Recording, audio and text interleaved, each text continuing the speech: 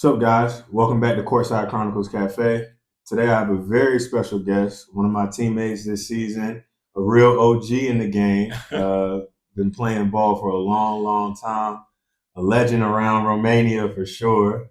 Former MVP, finals winner multiple times. Ousmane Barro, Big O.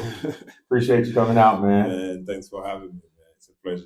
Man, so first off, tell us like where you come from, how things were originally for you, coming from Senegal and everything, and the moves you made.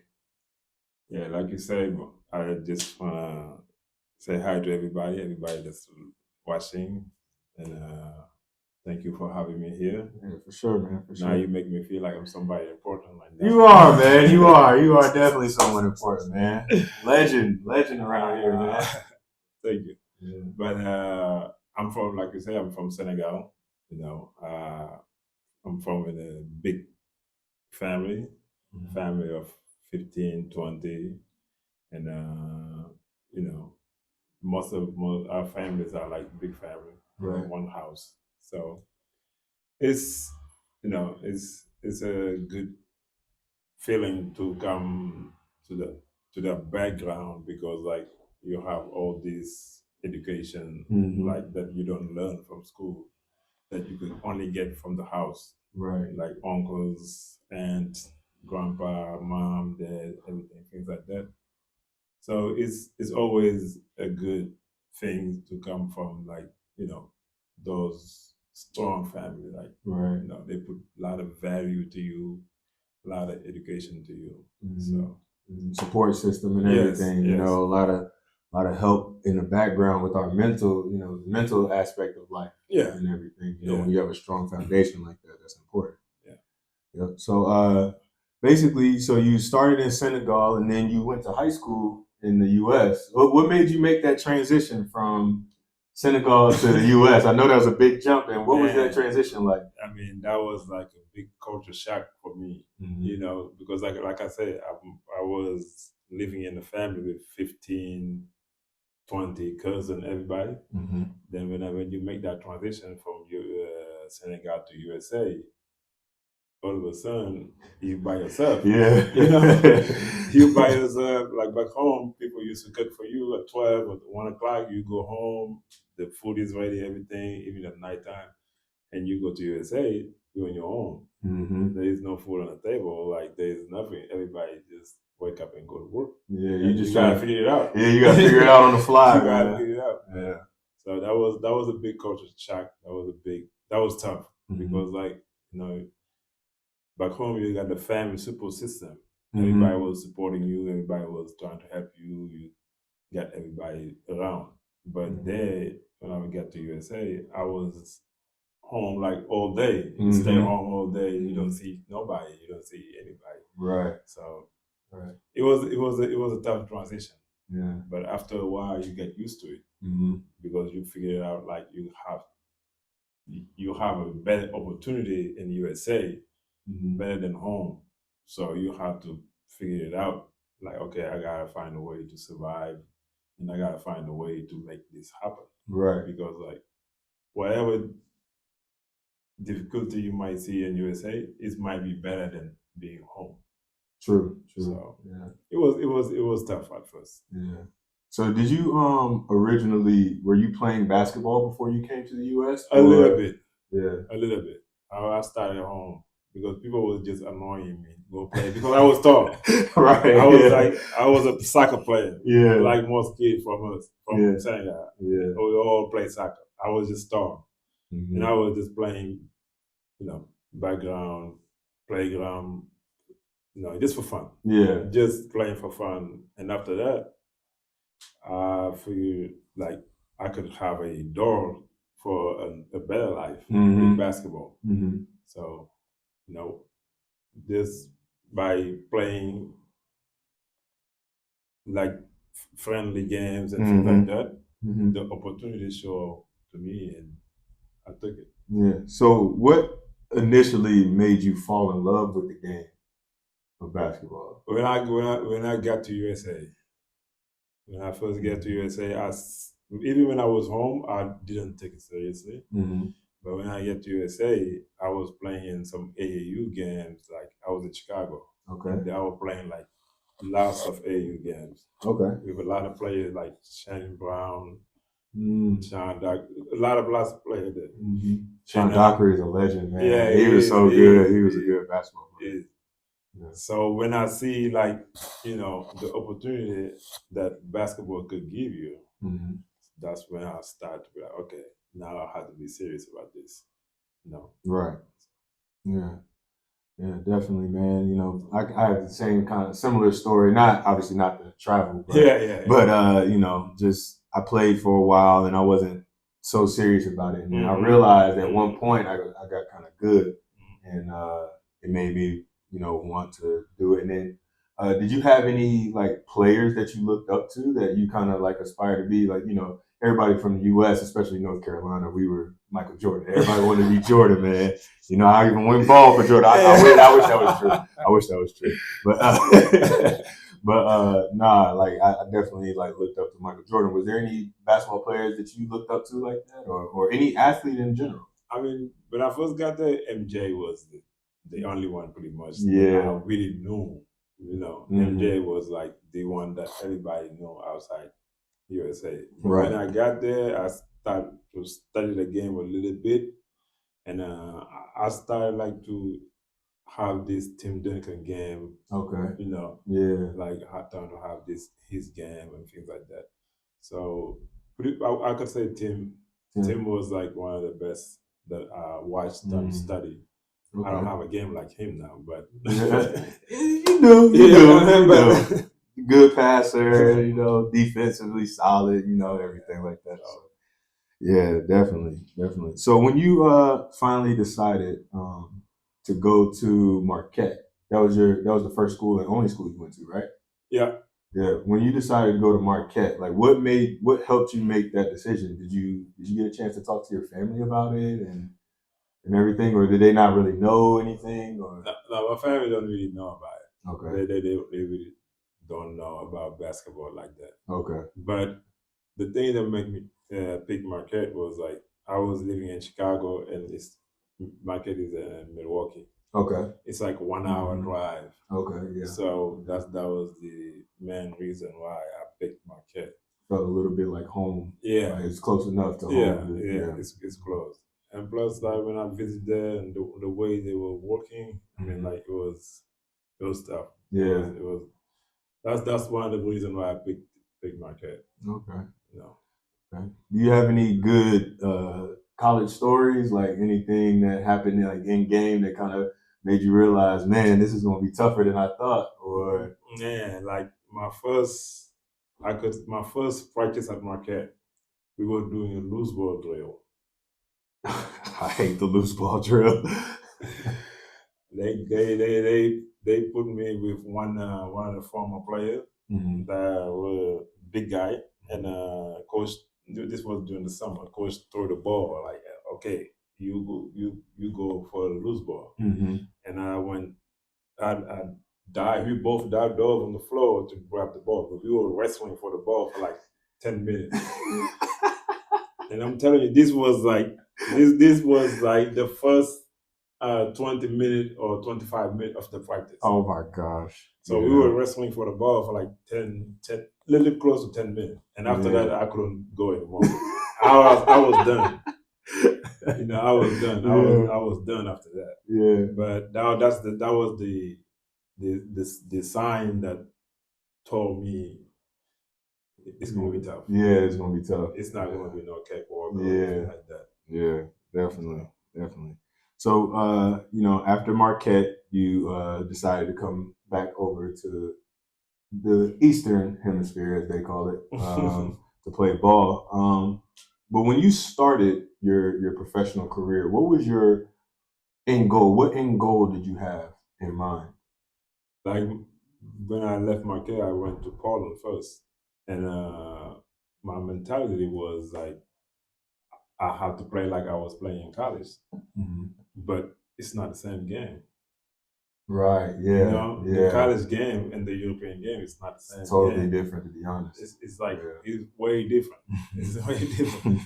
So I was taking game like way too seriously, like way like just like how I was in college. And so after one or two games, I figured it out like, hey, this is not college. You have to figure it out. You have to dominate. You have to be more like, because like the responsibilities in Europe is like the foreigners. It's the foreigners for sure. You know? Yeah. It's all the time like the foreigners. Yeah. That's the responsibility.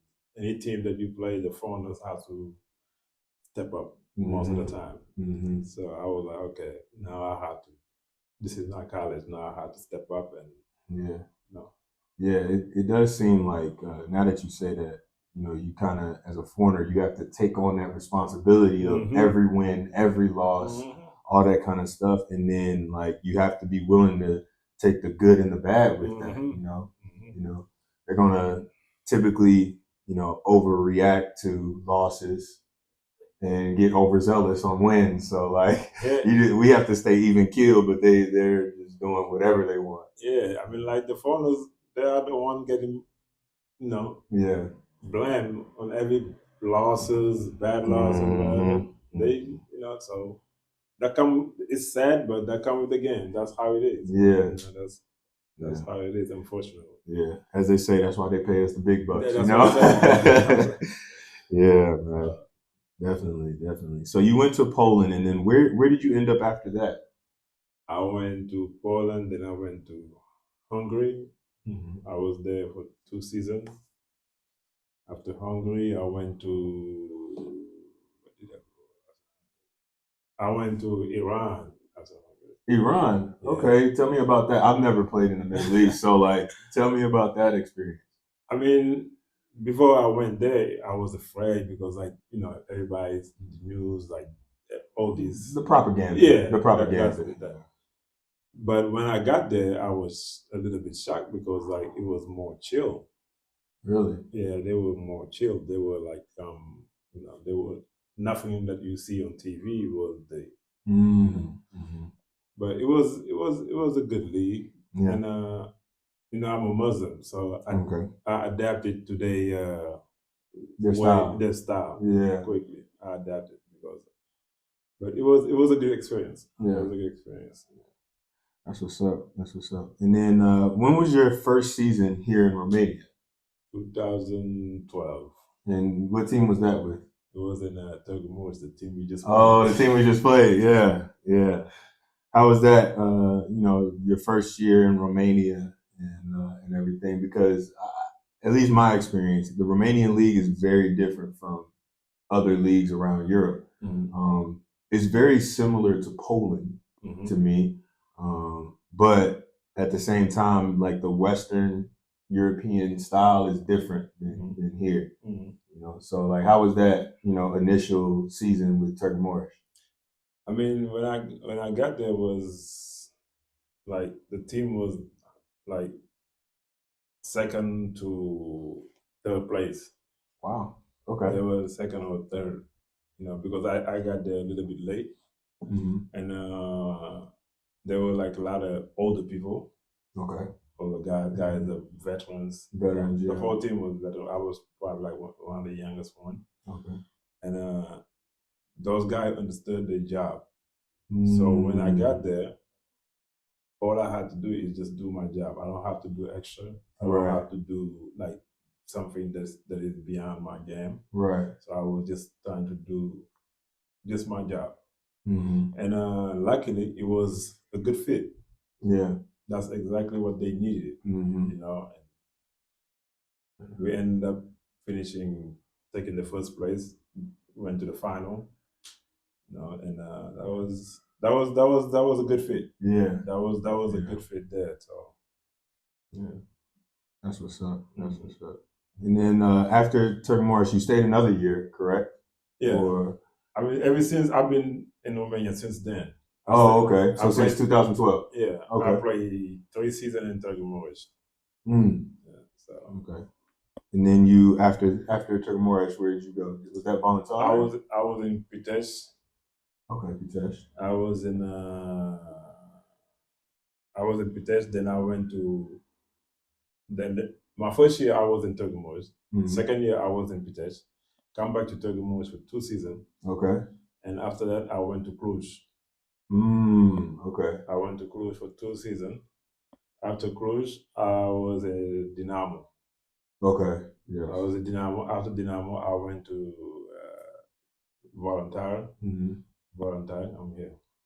Oh, okay. Okay. So, yeah, as you guys can see, this is a real veteran. He's been around the world, around Romania too. But this is definitely, I would consider him one of my OGs. I'm an OG to some of my teammates, but he's one of my OGs. So, but yeah, so like, what was one of your favorite teams that you played on? Like, whether it was just the locker room atmosphere or if it was, just the way you guys played together. Just all that combined, like which one would you say was probably your favorite team that you played I would say Turkey Moorish was one of them. on? Okay. It was one of them because it was like a family atmosphere.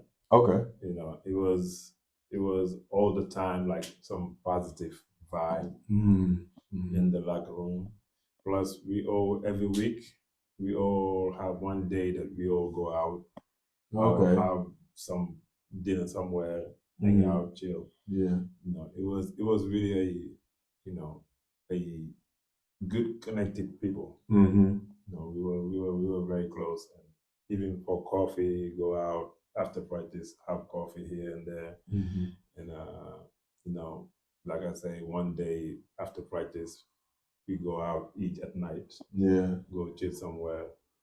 Those kind of things help the team bond, very well. I'm guessing that's the reason why we ended up playing 3 finals in 3 years.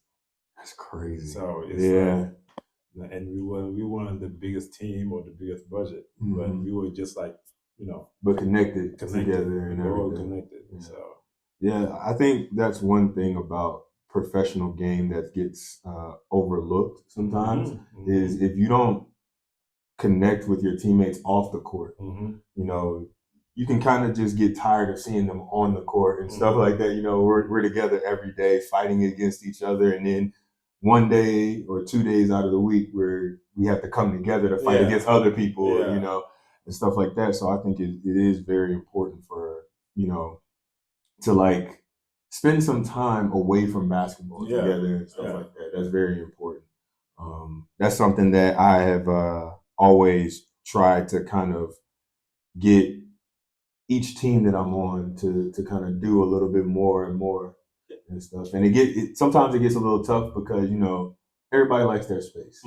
So you don't want to be too overbearing. Yeah. But that's one of the things that every team need to have. Like a guy that's like bringing everybody together. Right. It bringing not even for like having coffee, tea, or just bowling or something, anything. Right. That will help the team get along.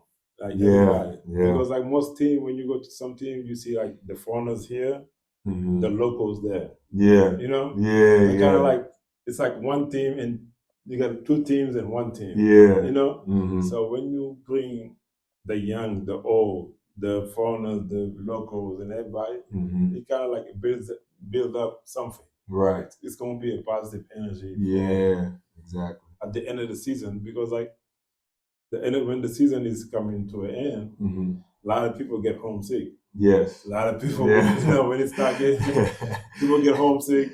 People are tired of seeing one another. You know what I'm saying?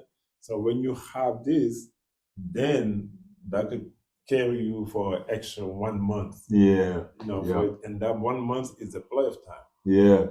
And that's just as, if not more important. That's the playoff.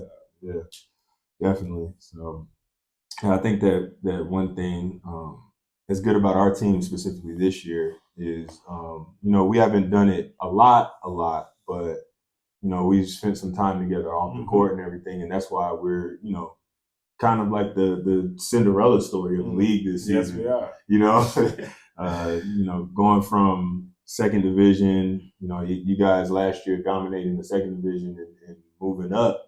And then coming into first division and we're in the top 10 and we win 10 wins. We get 10 wins in the first round. You know, nobody would have expected that. No, at all. no. I mean, like I've been here for like 12 whatever years. I've seen people coming from the second division. They don't get any respect. Yeah. Like the first year they're in the first league, they don't get any respect. But like for us, we have to earn that. Yeah. You know, and we did. So now that's why everybody paying attention to us. Yeah. Yeah. And even now we're shocking teams still in the top 10, you know, two out of four, won 2 out of 4 and everything. And I know I was told by multiple people that we probably wouldn't win a game. Yeah. So, you know, like, it's understandable, but at the same time, you know, I think some of the off the court stuff where we're spending time together, you know, on the bus rides, talking to everybody. That's what's helping us. Yeah, that's what's helping us. That's what really like helping us, putting our ego aside and making sure, and not even thinking like having this thing like saying like, oh, we are the first year in the first league. We come from the second league last year, so we're not gonna play hard. No, we don't have that. No, you know, everybody say like, okay, F it, we're gonna go. Yeah, exactly. You know, we're here to play. Yep, exactly. You know, we're here to play. Definitely. Yeah, we have a team full of fighters. I can say that. You know, and that can make up a lot. Oh yeah. And it can win you some games. You know, like we have a team that we've had probably a different, like, I guess you would call him MVP every game almost. Yeah, of course. You know, it hasn't been the same person over and over again. That's what makes it so difficult to play against. People put the egos aside. Like when you do that, everybody shine. Yeah, exactly. Definitely. So I wanted to ask you, you've played in many cities. Where would you say is, like, outside of the basketball part, where would you say is your favorite city that you've been able to play in? And Cluj was nice. Yeah. What makes it so special? You know, I've heard that multiple times here. Cluj was like, it's like the city outside Romania.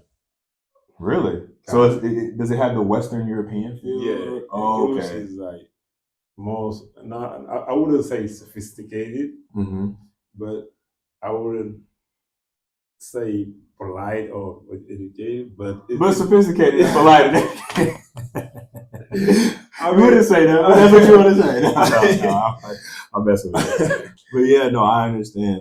Like, I mean, there's this feeling like when you are in Cluj. That's why, like, at least most of the players that I know that play in Cluj before, they want to play in Cluj again.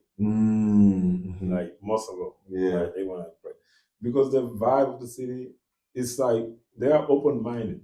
Okay, they are really open minded, and it's a good feeling. Like when you are there, it's a good feeling you get from the city, like the vibe, everything.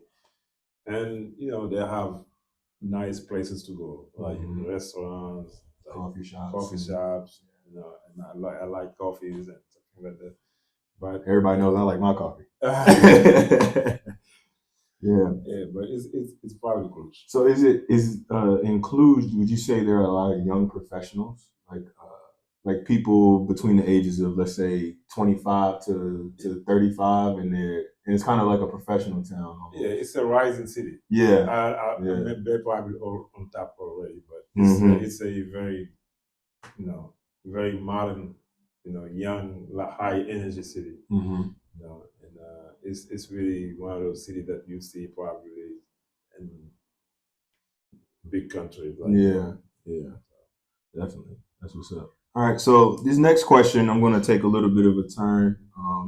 With you being a guy who's, as I've said, you know, played multiple years. You know, just like me, I'm in my 12th season. And what season is this for you? 15. 15. Yeah. So like you've seen a lot. What advice would you give to any of our young listeners, as far as if they want to pursue a career in athletics? Like, what's something maybe that you wish you knew before starting your career, or something that you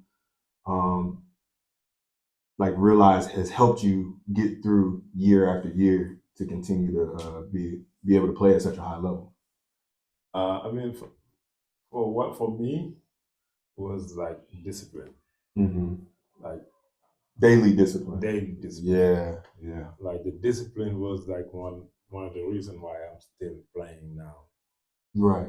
Like how you take care of your body, you know, Mm-hmm. how you work, how you go to the gym, the mindset, Mm-hmm. like you say, the Mamba mentality. Right. Yeah. You know, yeah. knowing like it's gonna be bad days and okay days and F days. Yeah. But Yeah. you know that either way you're gonna give it your best. Mm-hmm. Like it's not just for basketball, but it's just in life in general. Yeah. If you don't have discipline, you pretty much like you're gonna fall for anything. Right. You're not gonna be. You might go somewhere, but you're not gonna go too far. Right. Yeah. You're not gonna go as high as you Yeah. really can achieve. Yeah, I know a lot of guys whose talent, not just in sports either, like their talent in their field, they're just not going as far as they want to because every weekend they want to be out partying Yeah. instead of like, you know what, let me sit my butt down and Yeah. do some extra work, Yeah. something like that. So like you could see a guy like been working hard for 1 week, work hard, have a okay game or a good game. Mhm. His body is dead. yeah, But he ended up saying, okay, I gotta go out. yeah, Go out, kill his body again. You know what I'm saying? Yeah, And yeah. then Sunday you chill for a little bit. Monday you gotta get up again, go to work again, Mm-hmm. and you don't give your body enough time to recover. Yeah. So you could do that for 1 year, maybe 2, Mm-hmm. 3, but after that it's gonna slow down. Yeah, definitely. When you hit your Yeah. 30s and you start getting up there, and then recovery days It's gonna slow down. Man, the recovery days are more important than the work. Uh-huh. Once you get to a certain level, because we're professionals. We've played long enough. Mhm. We've seen everything. So now it's just about the body, like making sure that your body's able to keep up and everything. And that takes a lot of discipline. Yeah. Like the temptation is there. The temptation is You always got the there. temptation, but it takes you a big, strong mindset for Mhm. you to kind of like say no or resist this temptation. With the discipline, you just have to follow it and make sure that you apply it to your daily life. Exactly. And what would you give? What advice would you give to an athlete? Maybe a pro athlete that would prefer longevity. Obviously you said the discipline, but what is something else that, like, I'll give you an example.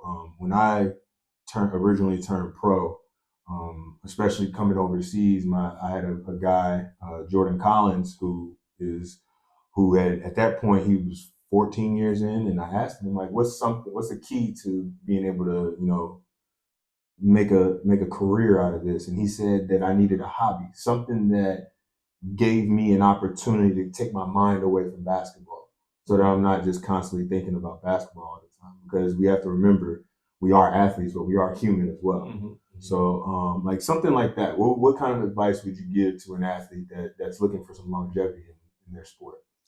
I mean, the longevity come again with the discipline, Yeah. but it's just come again with like the extra stuff that you are willing to do. Mm-hmm.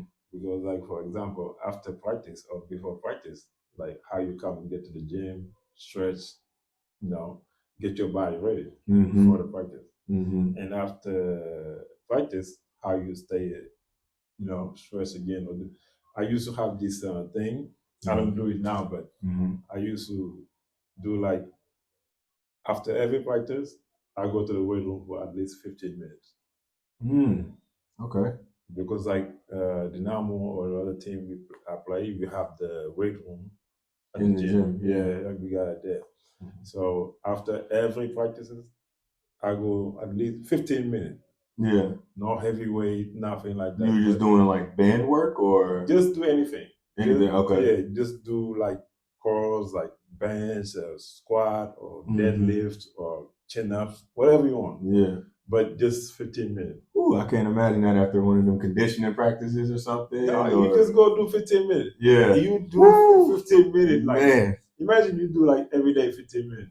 Yeah, you would kind of get used to it and just be able to, the mental part. It's almost like playing in overtime. Yeah. You know, like the hardest thing about overtime games is just that mental of, okay, regulation's over. Now it's another like crunch time. Yeah. Like, you know, like and every possession is so important. So I guess, yeah, that makes sense, you know. Like when I first got to USA, there was I wasn't like a little bit skinny, you know, from kid. Like I was getting pushed around just a little bit. Right. Then I figured out one thing I was doing was I was watching the NBA game.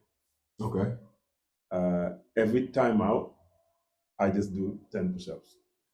Every time out. Every time out. Both sides, both teams. Huh? Anytime there's a timeout. Anytime there's a timeout, I do 10 push-ups. I'm watching, I do 10 push-ups. 10 push-ups. I've never heard that before. No, they're serious. This is what I was doing. What was that for? Like what just trying to like have some strength. Like to have some, you know, power. Yeah. I'm not big like wide, but I could you got resist. strong, you got strength there. I can resist. I call it skinny strong. But every time I watch the game, you know how many times are there? And this TV time or whatever. So every time I do 10 max. Wow. 10. If I get tired, I start to do 5. Imagine that. Yeah. Like you do 5 push-ups every time out or 10 push-ups. Wow. Yeah, there's so many breaks. Game, you probably you probably done 200. Yeah. Almost. Yeah. Yeah. Wow. So that was one of the things that helped me throughout high school and get my body stronger. Yeah, so it's definitely, for the longevity, it's definitely a mental freedom type thing, and then also discipline, as you say. Yeah, definitely. So what is your opinion on the current state of basketball? Like, where do you think we are right now? How do you feel about the game? Obviously, you know, you and I both have played in multiple eras. You know, when I was young, it was Michael Jordan. Everybody needed a good scoring shooting guard. And then, you know, you get Kobe and it's the same thing, but then you get LeBron and now everybody's looking for that next LeBron, that guy. And now it's Steph and everybody wants to shoot threes and layups and everything. So, I mean, it's like you say, the game changed. Yeah. Like back in the day, for me, big man was doing hurts. Yeah, up. If you take a jump shot, your coach will look at you like. That was the days of Olajuwon. Yeah, like, all those guys. Yeah. Like you said, Tim Duncan too. Yeah. Coach used to tell you, I don't want you to shoot jump shot. I want you to be in the paint, inside, fighting. Yeah. You know. So, but now that game does not exist anymore. Yeah. Like now it's about like pick and pop, you know, pick and roll, and, you know, short corner jump shot, shooting threes and things like that. So, and that's normal because everything in life has to evolve. You know, you cannot stay in the same place. Right.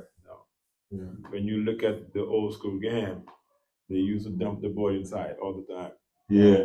Dump, give it inside. The big man, the big man was the center of. That's why they call it the center. It was the center of attention and the game plan and everything. So. Yeah. Now you gotta be able to shoot threes, handle the ball a little bit. You gotta be able to, you know, run, pick and pop, pick and roll, drive, catch lobs, and things like that. So, I think the game.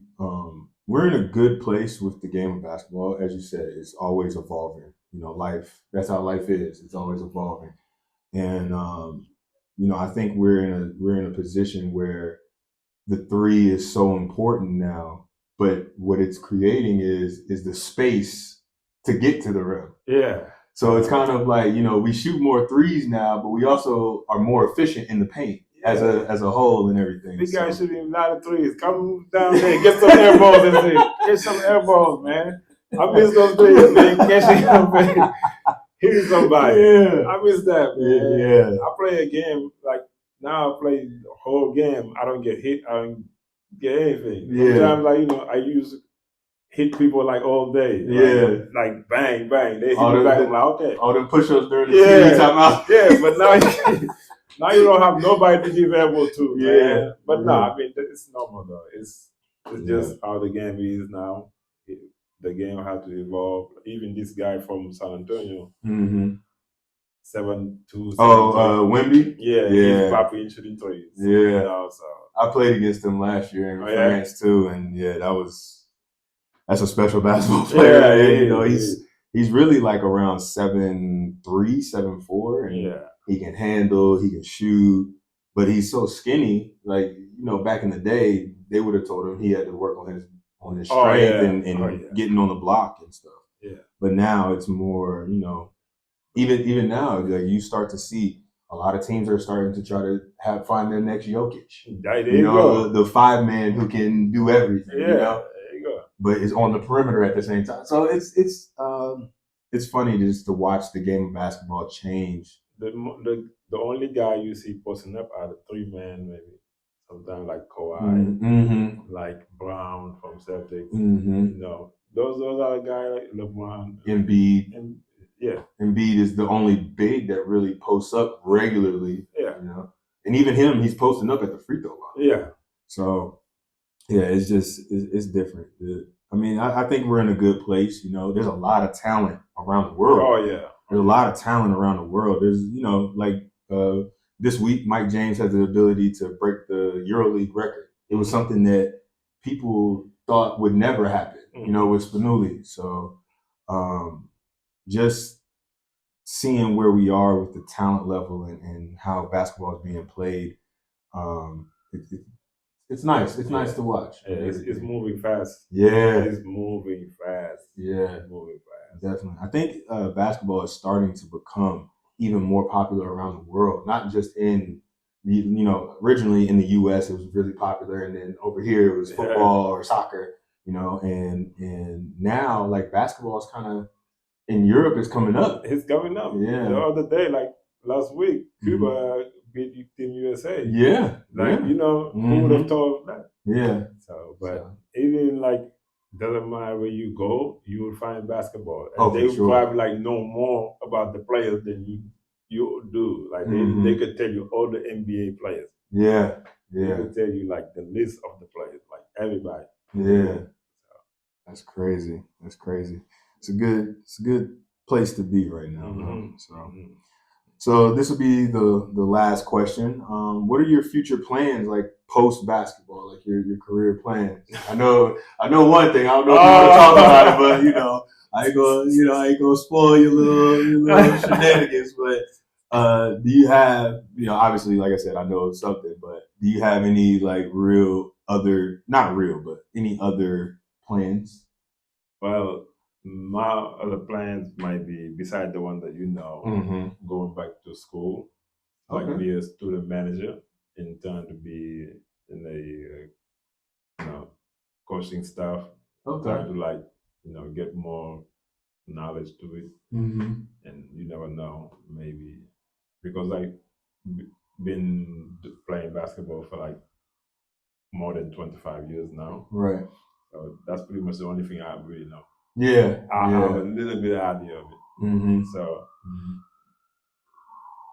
going back to school is like the backup of the backup plan. Right, yeah. So would you go back to Marquette or? Yes.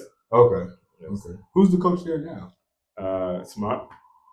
Okay. Yeah. Smart. Yeah. Nice. Yeah. My coach from college, he's gone.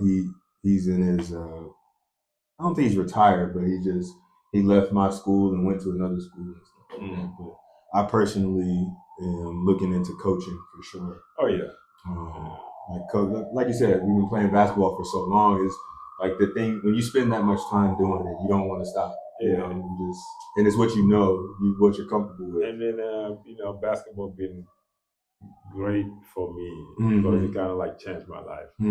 All the things that I have is from basketball. Right. It's not from mom or dad. It's from basketball. Right. I've been to pretty much like 30 countries because of basketball. You know, I'm living my life pretty okay so far, me and my family, because of basketball. So I want to have this knowledge of coaching, maybe not the coaching in USA necessarily, but going back home and trying to help somebody that you know give back this the opportunity that I was giving. Right. Help some kids to have the opportunity to go to USA or even in Europe somewhere to have the opportunity to make something about their life, to change their life somewhere somehow. Okay. So that's one of the reasons why I want to go back to school and have this student manager, maybe have the degree in coaching and see where it's going to take me. Yeah, that's nice, man. That's definitely nice. Always nice to give back to the community and stuff like that with what you know. Yeah. Regardless of what it is, man. You can always find someone that needs help. Of course. And so like that's nice that that's what you want to do and everything. But yeah, man, again, thank you for coming, man. I appreciate you coming out and giving me a chance to interview you. This is my first interview. I've never done an interview before. No way. So, yeah, I promise I've never done an interview before. So, I'm learning on the fly, man. I appreciate you. Hey, man, thank it you. was a pleasure, man. Yeah, definitely. It was a good thing. You are a good teammate too, man. Thank you. I see appreciate how that. you helping the young kids at practice. Trying to talk to them. Sometimes you are the most vocal in practice. Yeah. Even though you might be like one of the oldest ones. Yeah. You got the young guys who are quiet, don't want to say nothing, but even though that with your age, you still be showing some fire and things like that. So it's really, it's really great to see someone like that. Because like it kind of like energize the team, give positive vibe to the team, the young guys and everything, even to the coaches. Yeah. So it's really, it's really a pleasure, man. Yeah, I appreciate that, man. Definitely appreciate your kind words. But with that being said, guys, thank you for tuning in. Like, subscribe, share. And this was Courtside Chronicles Cafe.